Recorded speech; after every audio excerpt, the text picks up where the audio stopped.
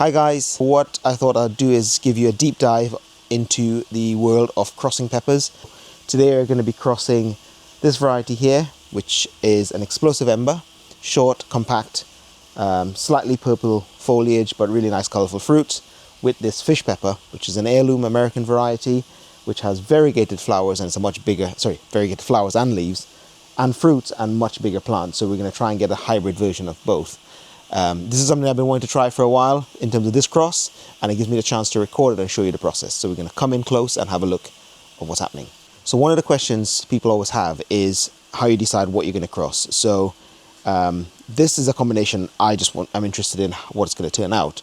But putting that aside, you can cross almost anything.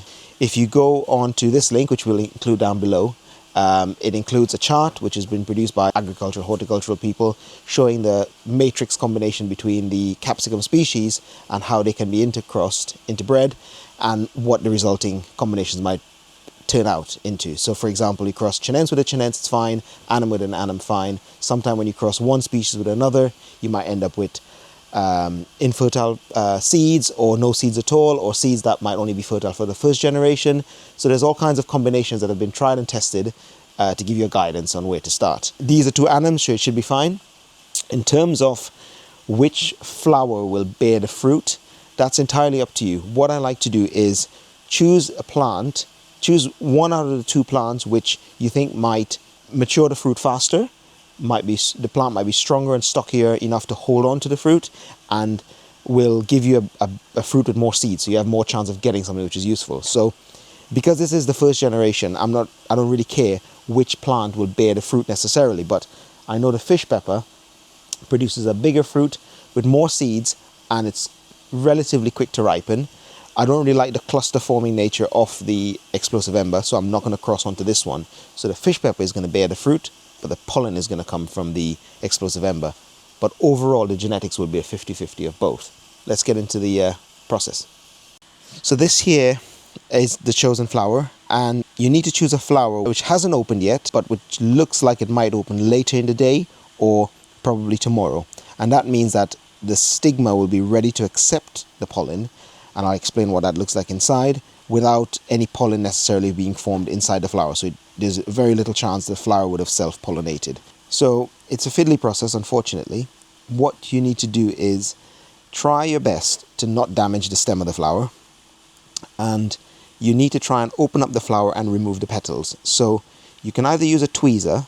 I like to use these little nail scissors, very gently remove the petals. So it's a tedious, very fiddly process. I would recommend identify several flowers on the plant that you could use, because even if it's not your first time doing it, there's a good chance you damage the flower, because you just have to be so gentle with it. So the first step is to remove the petals, and I'm getting sweaty just doing this because it's nerve-wracking, because you don't want to damage any part of the flower other than what you're trying to remove. So you've taken off the petals. What's left is the little green bit in the middle, which is the stigma, and that's where the pollen goes, and the sort of grey, purpley coloured long things that you see there, those are the anthers, which contain the pollen. And if the flower was left to open on its own, the anthers would have matured a little bit more, and on the ends a little hole and an opening would form, which will allow the pollen to drop onto the stigma. So after the petals have been removed, the next tricky part is you need to, and this is more important than the petals, is remove the actual anthers. And this is sometimes easy and sometimes not. They kind of pop off, so you grab one and you sort of pull onto it and they snap off like that. But there's lots of them. It's probably like 6 on there. And you have to take them off really delicately without damaging anything. And the hardest part with this process is making sure you don't damage the stigma and the style, which is that bit leading down to where the fruit would be. So you kind of stop breathing for a while, and you're just being really gentle. So luckily I think I've almost got this one. And the reason why you remove these is because if you don't do that within the next day or so, they can still mature and release pollen, and all your efforts could be wasted. So God, this last one is being a right pain. There you go. Right, so that's removed now. Now this is where you need to work quick, because that stigma now is exposed. There could be pollen in the air from other plants around, which is so microscopic you won't be able to see it, but it's ready to be pollinated. So we're going to look at the flower now, where we're going to get the pollen from. So we're going to take the flower off the plant where we're going to get the pollen from. So this is the explosive ember flower, and again being very gentle. So there's lots of ways you can do this. You can see there the pollen is that sort of white powdery bit on the anthers. In this flower, the anthers have matured and the pollen have come out. Now there's lots of ways you can do this. You can take a paintbrush and you can sort of brush the pollen onto the paintbrush and put it onto the flower. Or what I like to do is I actually just use the flower as a paintbrush.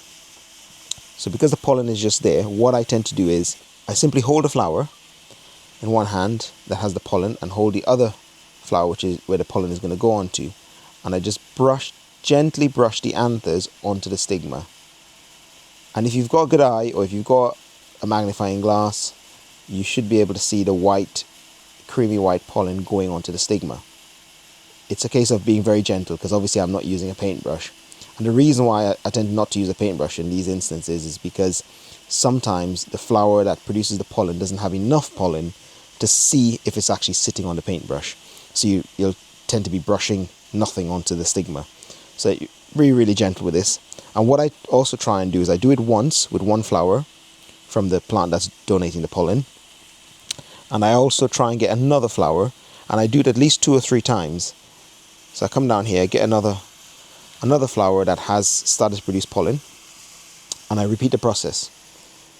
And the reason why I repeat the process is so that if there's any chance that the pollen from the first flower or the second flower is not viable, maybe the pollen has been sitting out for a little bit too long, maybe the flower was just a dud, lots of reasons why it might not be viable, I just do it multiple times to try and increase the chance of success. So that's 2. And if you've got lots of flowers to spare, I'll just do a 3rd, and then repeat the process, getting as much of that powdery pollen on there. And the trick with putting it on there in this manner is you just sort of touch it on. You're not pressing, you're not brushing in an opposite direction to where the stigma is, because you don't want to push it in one direction and bend it. You sort of just gently touch the 2 together, and you would have transferred lots of pollen onto that stigma. So now that has hopefully been cross-pollinated, what you need to absolutely do is label it. Just like labeling your seedlings and seeds that you've sown, label it. Now you could use a little string tag and tie it on there. I like to just write the cross on a bit of masking tape and very gently wrap that masking tape over the stem of the flower. And the reason why I like to wrap it onto the flower with tape is because the string can fall off, but the tape kind of stays sticky enough over the next sort of several months, and it's likely to stay on much more than a string. Now that that's been taped up, sometimes I'll put an organza bag over the top, and what that will do is, like with one I've just done before, that will stop insects from trying to pollinate that flower, because there's a chance it could still be pollinated by itself or another plant.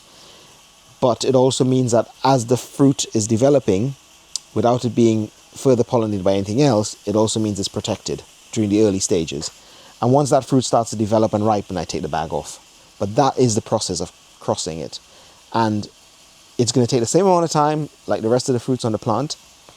What I also try to do is, once I've crossed a few on the plant and I'm happy with what's set on and I'm not going to do any more crosses, what I do is, unless you want to eat the fruits of the plant, I tend to take all the fruits off.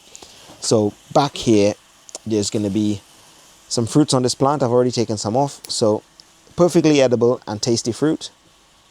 You can see here how much I've gathered on the bench.